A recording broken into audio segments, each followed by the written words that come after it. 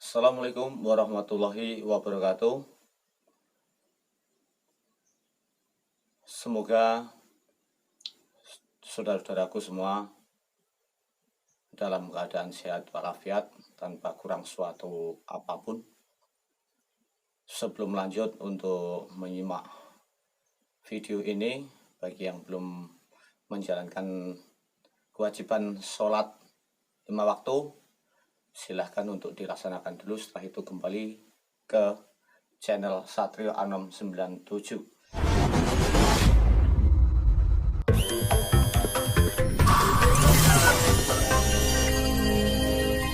Mampu melihat makhluk halus, makhluk astral itu bukan kemampuan mata batin.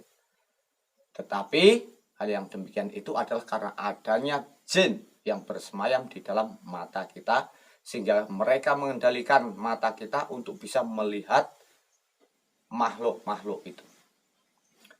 Kemudian aura sendiri bagaimana? Aura itu adalah pancaran kepribadian yang bisa timbul karena beberapa faktor. Faktor pertama yaitu karena memang amalannya. Dan yang kedua itu adalah aura yang dipancing dengan keterlibatan orang lain. Keterlibatan orang lain yang bagaimana? Itu ada dua kemungkinan. Yang pertama, aura yang punya unsurnya negatif. Yang kedua, aura yang berunsur positif. Aura yang unsurnya negatif, biasanya orang ingin menampilkan wajah cantik, wajah rupawan, wajah menarik, mempunyai daya tarik, daya pikat, dengan cara mendatangi orang pintar, dukun, gampangannya gitu, dukun. Nah, sebenarnya hal yang seperti ini dengan dimasukkannya benda seperti inten atau mungkin berupa emas dengan mahar yang sudah ditentukan,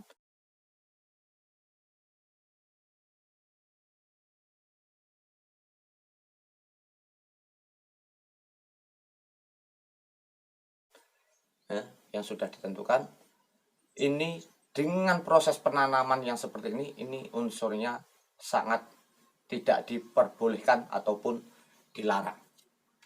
Nah, yang kedua, aura yang ditimbulkan dari pihak yang nomor 2, ya, yaitu dengan mendatangi orang pintar juga, tetapi statusnya sebagai seorang ustadz atau mungkin seorang kiai, yang mana dia memberikan amalannya dengan bacaan-bacaan ayat-ayat Al-Quran. Ayat-ayat Al-Quran. Nah, sementara ayat-ayatnya itu apa saja? Banyak di sana untuk membangkitkan. Seperti kita ketika kita ingin menambah daya tarik, ya, bagi seorang laki-laki, banyak-banyak membaca surat Yusuf. Surat Yusuf ini sering dibaca, maka ya yang kita harapkan kita mempunyai daya tarik seperti ketampanan Nabi Yusuf. Kemudian bagi cewek-ceweknya, wanitanya, baik-baik membaca surat Maryam.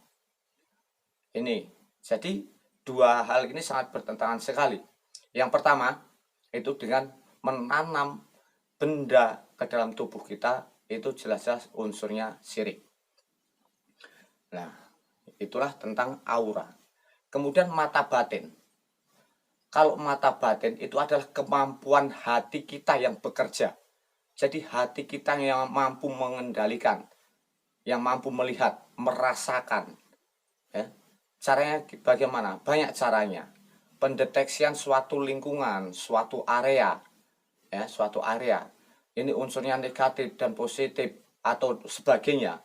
Itu kita deteksi dengan hati, dengan batin kita. Jadi batin kita ini yang mengontrol itu. Kemudian dari batin kita bisa menyalurkan, diolah lagi, meningkatkan dengan metode, ya kalau kita seorang yang biasa berlatih napas, olah napas dengan pernapasan, pernapasan bisa membuka mata batin, bisa, ya. Karena apa?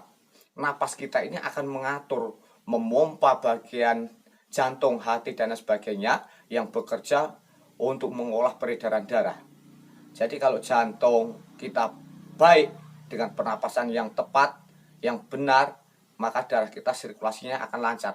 Pada saat sirkulasi darah kita lancar, itulah otak kita itu merasa tenang, ya, merasa fokus.